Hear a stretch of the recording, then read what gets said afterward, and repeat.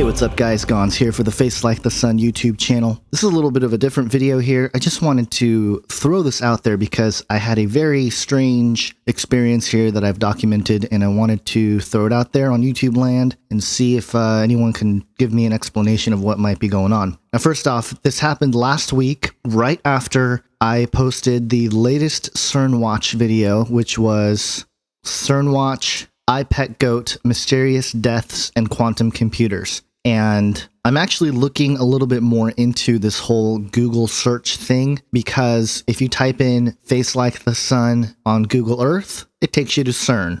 And there have been several YouTubers making videos about this because it is very bizarre. If you type in Canary Cry Radio, which is my podcast, it takes you to CERN. If I type in Antichrist, it takes you to the Philadelphia Museum of Art, which was another location that a lot of people were sent to and has these interesting architecture. So what I'm trying to find out is if this is simply a algorithm issue. For example, because I have made several videos about CERN, perhaps there is some sort of Google connection there. So I'm trying to figure out if that's what's going on or if it's something a little bit more nefarious. I know a lot of people seem to suggest that it is something more nefarious going on, perhaps somebody messing with us from inside the camp, the elite camp or whatever, which is possible. Now, I'm going to keep doing an investigation on that. I know a couple people that are pretty good with Google search engine and, understand the logarithms and stuff. So I'm trying to inquire them and see if they can explain what might be going on with this whole strange Google Maps, Google Earth thing. But this video isn't really about that. I wanted to throw this out there. Okay, so right after I posted that video, I got a phone call from the number 4. I didn't answer it. I was actually on the road driving, and I didn't have my Bluetooth or anything hooked up. So I didn't answer the phone, but interestingly, it left a message. Now, I'm going to play the message for you. There's really nothing there per se, but tell me if you hear anything.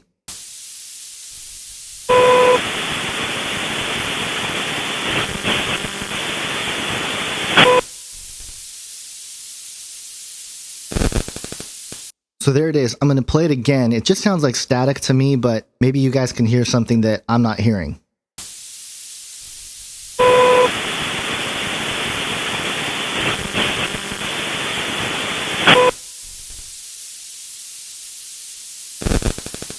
So there you go. I have no idea what it is and, who would call me from the number 4. But, for a moment there, I was kind of freaked out because I'm like, 4? And the reason why is because I come from a Japanese American home. And in Japan, and this is also Chinese in culture, the number 4 is the unluckiest number.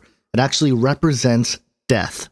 And, that's immediately what I thought when I saw the number. So I just thought it was interesting that I would get this bizarre phone call from the number 4, and it would leave this kind of creepy, staticky message that sounds kind of like a 56K modem or something. It's just very bizarre. I'm wondering if this is just some weird coincidence of some kind, or if there's really something nefarious going on. I'm already pretty sure I'm on some kind of list somewhere, doing the kind of videos that I make here. So that's no surprise.